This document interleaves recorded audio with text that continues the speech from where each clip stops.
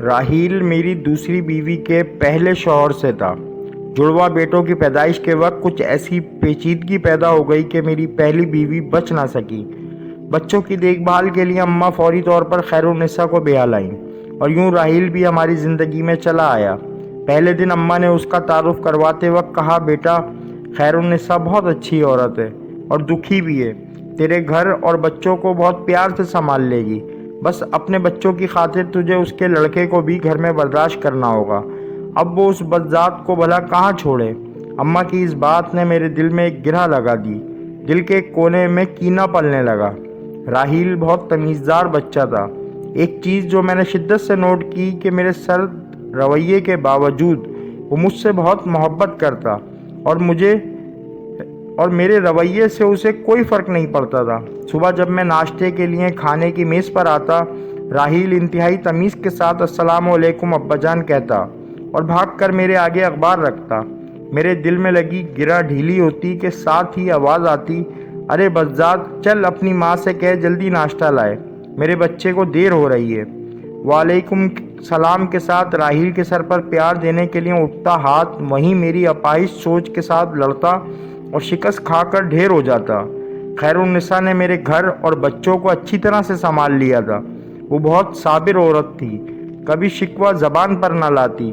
मुझे याद है एक दिन राहील उससे पूछ रहा था, अम्मी जान बदजात क्या होता है। मेरा पूरा जिस्म कान बन गया। मेरी समाअतें शिद्दत से खैरुन्निसा के जवाब की मुंतज़िर थीं। मुस्कुरा कर कहने लगीं, जब कोई बहुत प्यारा लगे और नज़र लगने के डर से आप बताना ना चाहें तो उसे बदजात कहते हैं। उस दिन मैंने देखा राहील बहाने बहाने से सारा दिन अम्मा के इर्द गिर्द फिरता रहा। कभी जाए नमाज बिछा कर दे रहा है और कभी ज़रा से खांसने पर पानी का गिलास उनके आगे रख रहा है। अम्मा की आवाज़ आई, अरे बदजात क्यों मेरी जान खा रहा है, ड्रामेबाज जा दफ़ा हो, जाकर कुछ पढ़ ले। क्या जाहिल रहकर मेरे बेटे के माल पर ऐश करता रहेगा। राहील ने खट से अम्मा के गले में बाहें डालीं, चटाचट उनकी गाल पर प्यार किया। अच्छा प्यारी दादी जान कहा और भाग गया। मैं वहीं अम्मा के तख्त के पास बैठा देख रहा था। अम्मा की आंखों में हल्की सी नूर की चमक नज़र आई और फिर मादूम हो गई। कैसे बदकिस्मत थे हम माँ बेटा और कैसे खुशबख्त थे वो माँ बेटा।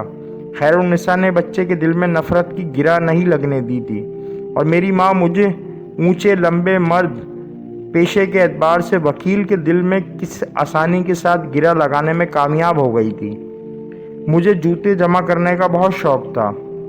अच्छे जूते मेरी कमज़ोरी थे। मेरी वार्डरोब में एक से बढ़कर एक जूता मौजूद था। राहील बहुत शौक़ से मेरे जूते पॉलिश किया करता। कई बार मैंने उसे बड़ी दिलजमई से जूते चमकाते देखा और सच बात तो यह है कि मेरा दिल खुश हो जाता जूते देखकर। मुझे याद है एक दफ़ा मैंने खुश होकर सिर्फ इतना कहा, वाह राहील कमाल कर दिया तुमने, और उसे 500 का नोट इनाम दिया। भागा भागा अम्मा के कमरे में गया, दादी दादी देखें अब्बा ने मुझे इनाम दिया है। घर के मुलाजमीन से लेकर घर में आने वाले एक एक मेहमान को बताता कि अब्बा ने मुझे इनाम दिया है। अम्मा ने हूँ बदजात दफ़ा हो जा कहकर मुँह फेर लिया। काश अम्मा उसे खैरुन्निसा की खातिर ही एक बार गले से लगा लेती, जिसने उनके पोतों को अपने जिगर के टुकड़े से बढ़कर प्यार दिया था। अम्मा की लगाई हुई नफ़रत की धीमी आंच पर मेरी अना का बुत पकता रहा। खैरुन्निसा की मेरे बच्चों और घर के साथ बेपनाह मोहब्बत और एहसान भी अना के इस बुत को तोड़ ना पाया। राहील की तमाम खूबियों के बावजूद मैंने कभी उसे सीने से नहीं लगाया था। हाँ, मगर मैंने उस पर खर्च करने या उसकी ज़रूरियात पूरी करने में कोई कोताही ना की। खैरुन्निसा इतने ही में मुतमईन थी। वक्त गुजरता रहा, बच्चे बड़े हो गए। उमर और अली मेरे जुड़वां बेटे आला तालीम के लिए मुल्क से बाहर चले गए। राहील ने मैट्रिक के बाद तालीम को खैराबाद कह दिया। मेरे बहुत चाहने के बावजूद वो पढ़ नहीं सका। सारे महल्ले का लाडला था। सुबह का घर से निकला, शाम को घर आता। अक्सर हाथ पर पट्टी बंदी होती, जाने कहाँ से चोट लगवा कर आता था। खैरुन्निसा ने मेरे दरियाफ्त करने पर कहा, फ़िक्र ना करें, मुझे बता कर जाता है, मेरी उस पर नज़र है।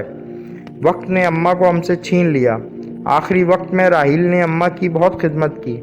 कई बार अपनी गोद में उठाकर अस्पताल ले जाने के लिए गाड़ी में बिठाया।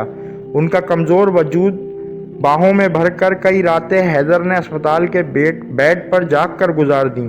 جانے کس مٹی سے بنا تھا یہ راحیل، حالانکہ اب اس کو بذات کا مطلب بھی سمجھ میں آنے لگا تھا۔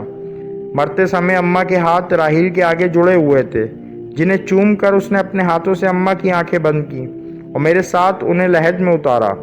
میرے دونوں بیٹے چاہنے کے باوجود دادی کی آخری رسومات میں شریک نہ ہو پائے۔ اس دن اماں کی لگائی گرا ڈھیلی ہو گئی، بالکل ڈھیلی۔ بس ایک بار راحیل کو گلے سے لگانے کی دیر تھی کہ کھل جاتی، مگر انا کو شکست دینا کہاں میرے بس میں تھا۔ عمر اور علی نے پڑھائی مکمل ہونے کے بعد شادیاں کر لیں اور ادھر کے ہی ہو کر رہ گئے۔ سال میں ایک بار بس ملنے کے لیے آ جاتے۔ گھڑی پر سوئیوں کا رقص جاری تھا۔ اب کے ڈانس اسٹیپ میں وقت کا پاؤں میری قسمت پر تھا۔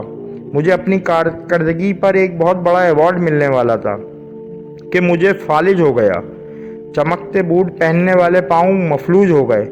کیا عثمان شاہ ننگے اور ٹیڑھے پاؤں کے ساتھ ویل چیئر پر ایوارڈ وصول کرے گا؟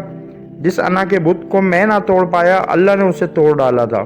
نوکروں کی فوج کے باوجود راحیل میرے سارے کام اپنے ہاتھ سے کرتا۔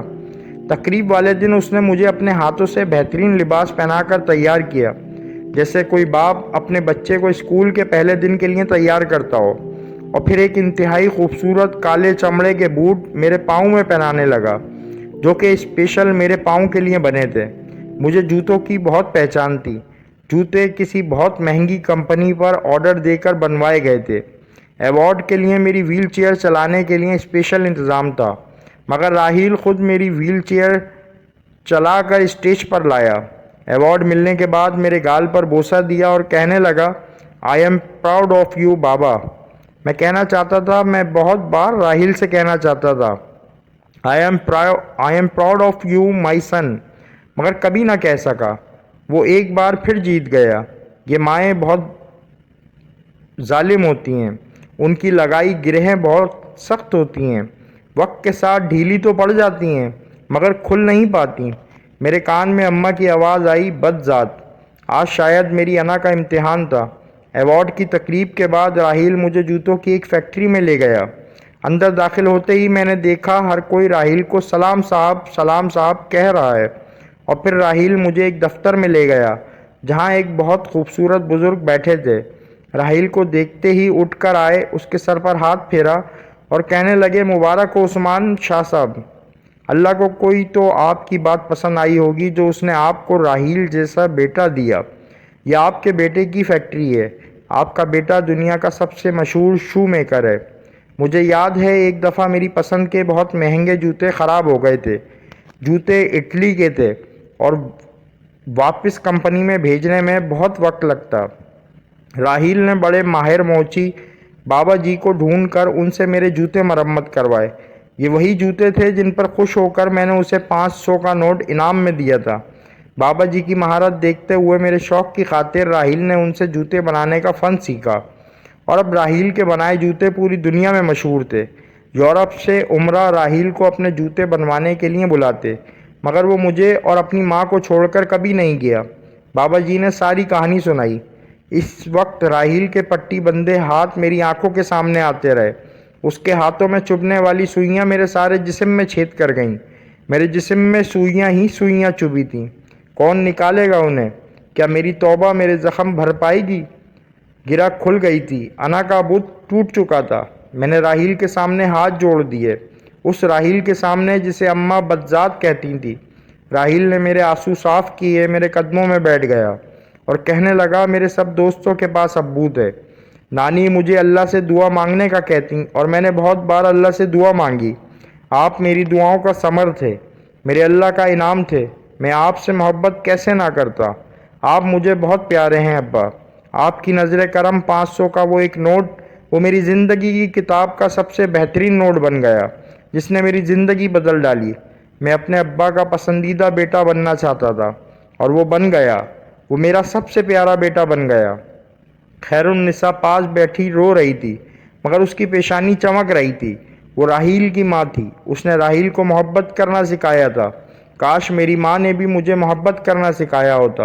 اس رات جب راحیل نے اپنے ہاتھوں سے بنائے ہوئے میرے بوٹ اتار کر مجھے بیڈ پر لٹایا، تو زندگی میں پہلی بار میں نے اس کا منہ چوم کر کہا، I am proud of you my son. I love you more than everything. उम्मीद करते हैं ये वाक़या आपको ज़रूर पसंद आया होगा। ऐसी गिरह जो हम लोग एक दूसरे की ज़िंदगियों में अक्सर लगा देते हैं, इनसे बचने की अल्लाह पाक हमें तौफीक अता फ़रमाए। उम्मीद करते हैं ये वाक़या आपको पसंद आया होगा। ऐसे मज़ीद सबक आमूज़ वाक़यात सुनने के लिए हमारे चैनल को लाइक करें, सब्सक्राइब करें और कमेंट करें। शुक्रिया।